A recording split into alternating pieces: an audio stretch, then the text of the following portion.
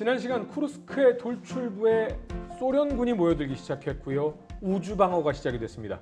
히틀러는 시기를 놓쳐버렸습니다. 우유부단하게 결정을 못하고 있었고요. 만슈타인과 구데리안 그 휘하의 장군들은 어떻게 하면 여기를 뚫을 수 있을까 엄청난 타이밍에 작전을 짜기 시작했습니다. 쉽지는 않아 보이는데요. 이 전투에 대한 이야기 오늘도 임철균 위원님과 임영환 박사님과 이야기 나눠보도록 하겠습니다. 안녕하세요. 어서 오세요.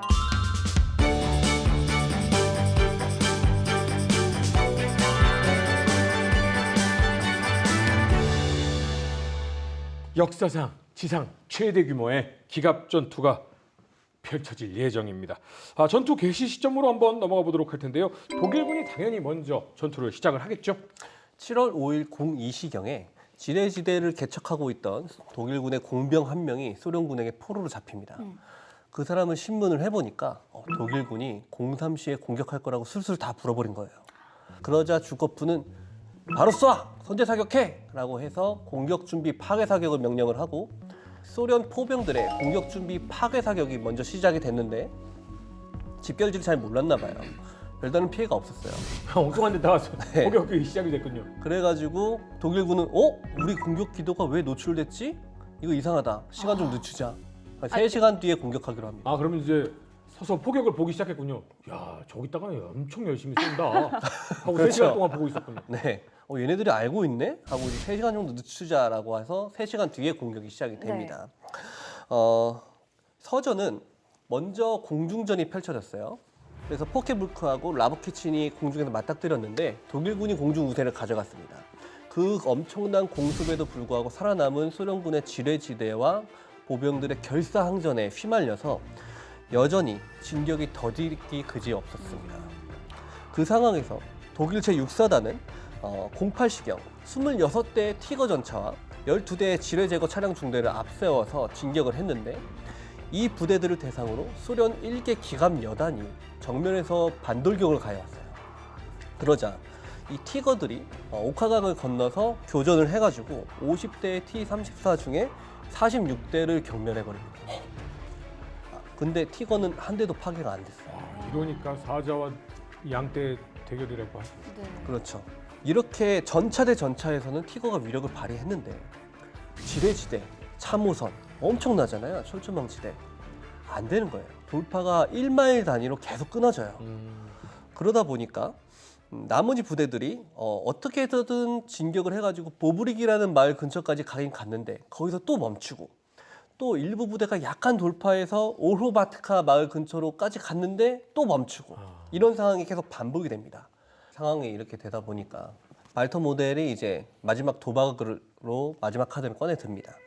포니리 마을을 5번이나 공격을 하는데 5번 모두 100문의 대전차포, 300문이 넘는 야포를 동원한 소련군의 방어전에 걸려서 전부 격퇴당합니다. 그럼에도 불구하고 독일군이 악착같이 달겨들어서 정오가 지날 무렵에는 저 포니리 마을의 외곽 방어선이 함락이 돼요. 여기까지는 뚫어냈는데 더 이상 교전이 어려울 정도의 피해를 입고 돈자돼 버립니다. 한편 주공부대 중에 하나였던 제47기갑군단은 쐐기 대형으로 테플로의 방향으로 돌파전을 시도를 했는데 소련군이 여기에 2개 기갑군단을 투입을 해가지고 재파식 돌격을 계속 가해옵니다. 반돌격을. 독일군이 급하게 급현방으로 전환을 해서 소련군을 격퇴시키는 데는 성공을 했는데 더 이상의 전진은 어려운 거죠. 그럼 지금 이제 북쪽에서는 막대한 피해는 이뤄지고 있지만 그래도 독일군이 어떻게든 이렇게 내려오고 있고 그럼 남쪽에서는 지금 어떤 상황이 벌어지고 있나요? 남쪽은 이제 만슈타인 집단군이었고 주공이 호트라는 장군의 4기갑군이었습니다. 여기는 북쪽보다 더 했어요. 사실 햄머로 치고 가위를 자른다니 가위가 더 셌어요. 그래서 무려 1100대의 전차와 돌격포를 앞세워서 푸셀 강을 건너서 진격을 합니다. 이게 정면 24km를 원 뚫어가지고 48km를 진격하는 거였어요. 근데 사실은 북쪽보다 더 험했죠, 여기는. 왜냐하면 여기 또 비가 내려 진창이 되고 지뢰밭도 더 강했고 소련군은 원래 이쪽이 주공일 거라고 그래서 여기다가 더 방어를 철저히 했습니다. 그런데 어떻게 보면은 이게 대단한데 이걸 뚫고 갔어요. 그러니까 우리가 전투가 성공했니 많이를 떠나서 여기 콘크리트는 더 센 강한 콘크리트였는데 이걸 뚫은 거야. 뚫은 게 더 신기한 것 같아. 그러니까 뻘판에서 지뢰밭에서 여기서 사투를 벌이면서 이제 뚫고 나갑니다. 예상외로 너무 잘 싸웠던 독일군이었지만 지금 서서히 힘이 빠지고 있거든요. 맞습니다. 이렇다면 소련군은 자 지금부터 우리 반격을 시작해볼까 준비를 할 것 같습니다. 네. 7월 8일에 북부에 있던 모델이 국군의 마지막 자원을 쥐어서 공세로 나갑니다. 그러면 이제 인해 전술에 밀려서 끝났다 이렇게 돼야 되는데 놀랍게도 정말 돌파를 해요. 그리고 이쪽은 다시 공격해오면서 양쪽이 같이 소모전으로 들어가는데 소련군이 정말로 마지막 예비대를 투입합니다. 끝이에요 이게. 난 여기까지 간 게 더 신기해요. 그러니까 벽을 뚫고 뚫어서 소련군도 쥐어짤 대로 쥐어짜서 마지막까지 온 거죠. 그럼 이제 더 이상 이제 독일군은 공격을 이어갈 수 없는 상황이 된 거고 이 시점에서 소련군 입장에서는 지금이 반격의 적기구나라고 마이터. 생각하지 않을까요? 요거는 이제 북부 전선의 상황이었고 남부 전선을 지키고 있던 바투틴 사령관은 지금 윤지현 씨 말씀하신 것처럼 그렇게 반격을 구상하고 있었습니다. 남부는 여력도 있어요. 남부는 아직 싸우고 있었어요, 둘이 아직 완전히 끝난 상태가 아니어서 바투틴 사령관이 굉장히 공격적인 반격 작전을 구상을 합니다. 그런데 요 때쯤에 호트가 지휘하는 독일 제4기갑군이 돌파군을 형성을 했어요. 근데 전력은 40%가량 손실했어요. 그 상황에서 기갑 차량 한 600대 정도 남았거든요. 그런데 모델이 돈자되어 있는 곳까지 가려면 160km를 더 뚫어야 돼요. 그런 상황에서 공군이 보고를 해옵니다. 지금 푸셀강 쪽으로 소련군의 대규모 기갑부대 반격이 감지되고 있다. 이런 보고가 들어오니까 쌩쌩했던 그렇죠. 남은 부대. 네, 이 호트 장군은 사기갑군 예하에 있는 부대들에게 지시를 하죠. 평원에서 우리가 사거리 전투를 벌이면은 그래도 우리 측의 무기 체계가 더 우수하니까 승산이 있을 거야. 라고 해서 SS 기갑군단에게 모든 전력을 동원해서 북동쪽으로 진격을 하되 돌파군은 쿠르스크 쪽으로 내라. 대신 프로호로프카 방향에서 달려오는 소련군의 반격을 대비할 수 있는 모든 준비를 갖춰라. 라고 지시를 합니다. 근데 이 작전이 성공을 하려면 독일 3기갑군단이 이 SS 기갑군단의 측방을 엄호해 줄 수 있어야 됐어요.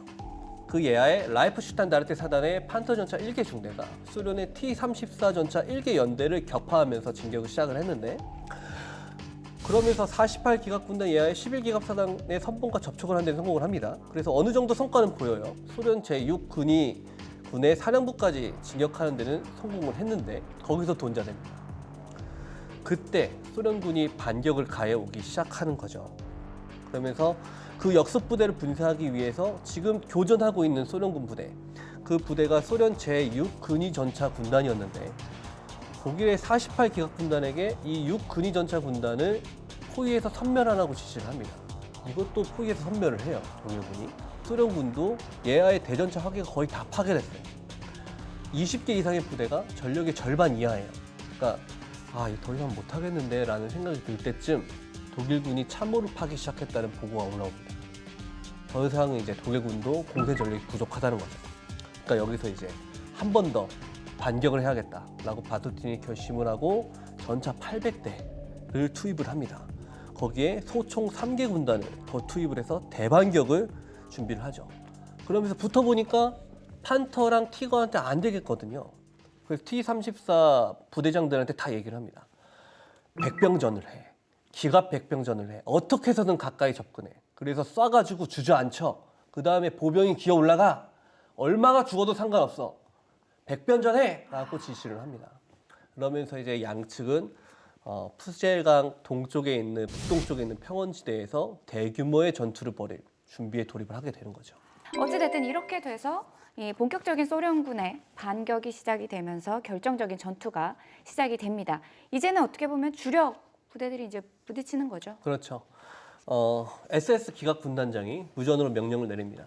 짓밟아버려! 라고 명령을 하면서 SS 기갑 군단의 진격을 개시를 합니다.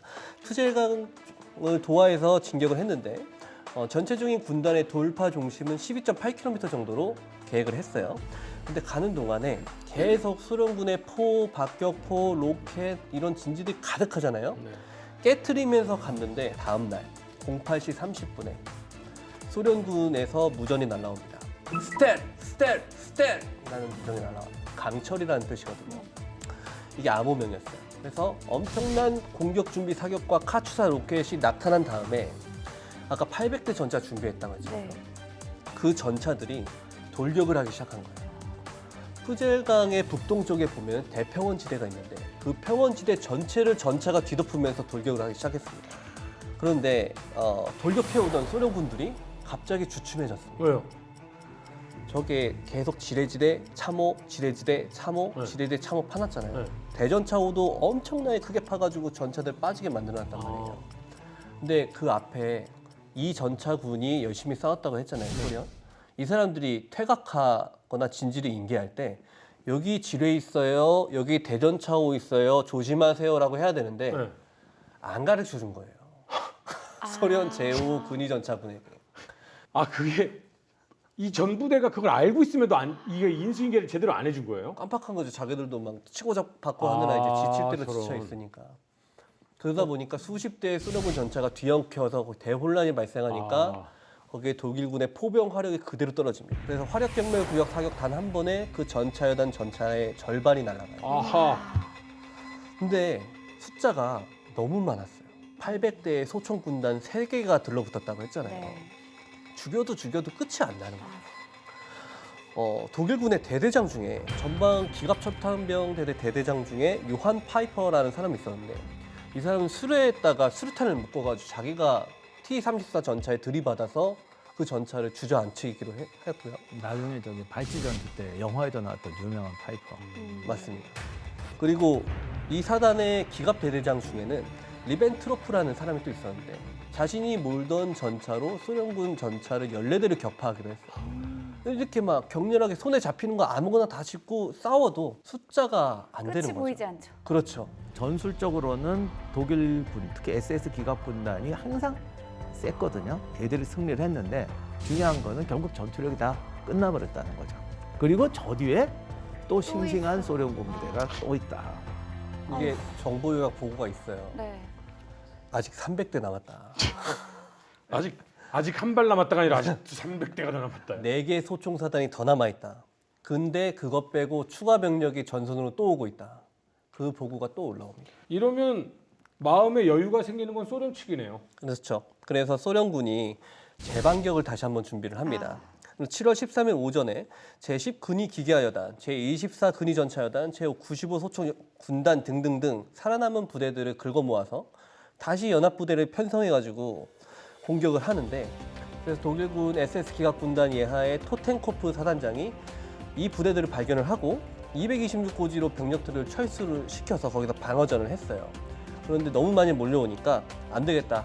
티거 다 보내라고 해가지고 33대 가지고 있던 티거 전차를 다 투입시켜가지고 공세를 격퇴시킵니다. 거기까지가 한계였어요. 그래서 그 다음에 소련군 반돌격 3제파가 또 몰려오니까 티거가 또 움직이다 진정에 빠졌거든요. 이게 더 이상 안 되는 거죠. 그래서 퇴각을 합니다.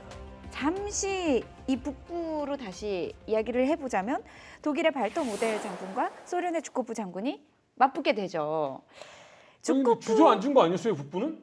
주저앉았죠. 주저앉았죠. 이렇게 되니까 주코프가 뒤에 있던 진짜 후방에 있던 이거 예비대가 아니라 후방에 있던 별도 부대를 동원해서 공세로 나가게 됩니다. 그러니까 주코프가 대단했던 것이 어쨌든 이거를 막아내는 게 아니라 우리가 이거를 기회로 그러니까 선수비 후 공격으로 가겠다는 계획을 세우고 있었던 거예요. 쿠투조프 작전이라는 걸 시작합니다. 나폴레옹이 옛날에 러시아 침공했을 때 러시아군 사령관이 미하일 쿠투조프죠. 러시아에서는 영웅 중에 영웅이고 이제는 주코프가 쿠투조프 역할을 해야 되는 상황이었죠.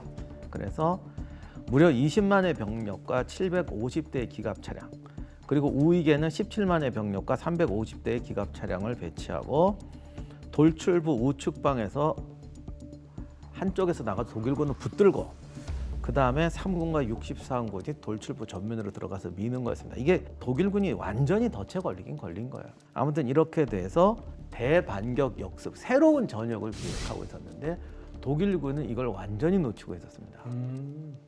이제 쿠투초프 역습이 시작되는데 이미 구군은 돈자되다시피 했고 독일 공군도 뭐 이제는 나만 아는 게 없고 또 남쪽이 격렬하니까 남쪽으로 다 갔고 이렇게 되니까 없는 병력에 평원지대에서 엄청난 제공권 빼앗기고 화력 빼앗기고 기동 빼앗기고 이렇게 되니까 이제 정말로 이제 죽음의 역습이 시작되는 거죠. 근데 이것도 일제판은 막아내요. 발토 모델이 정말 이 우주방어의 거의 뭐 대가라고 후세 사람들이 평가를 하잖아요. 이렇게 엄청난 소련군의 대공세를 군단급 부대의 역습을 1차 일제대의 돌격을 격퇴시킵니다. 근데 그 상황에서 소련군이 쿠투초프 작전의 2단계를 시작을 하면서 일제파에 집어넣던 거에 못지않는 병력과 전차를 더 집어넣기 시작합니다.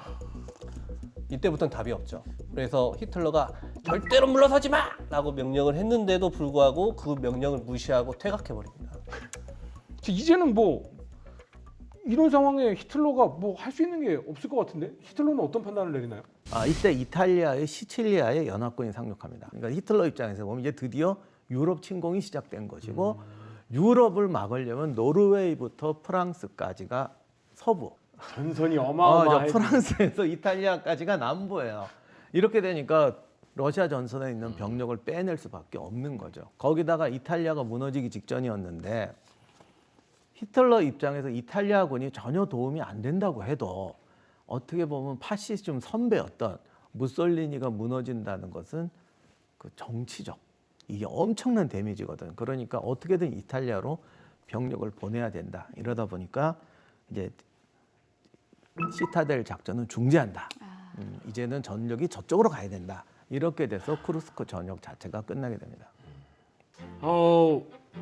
대한민국에서 정치 리더들이 혹은 안보의 리더들이 어떠한 판단을 내리는가를 정말 옳은 시선으로 바라보려면 뉴스멘토리 전쟁과 사람을 꾸준히 지켜보시면 됩니다. 역사적으로 어떠한 역사의 성공 사례가 있고 실패 사례가 있는지를 알게 되기 때문이거든요. 저희가 자료 많이 남겨놨습니다. 다시 보기로 보셔도 좋고요. 앞으로 꾸준히 시청해 주시면 더욱더 감사드리겠습니다. 다음 시간에는 더욱더 흥미로운 주제를 가지고 돌아오도록 하겠습니다. 시청해 주신 여러분 감사합니다.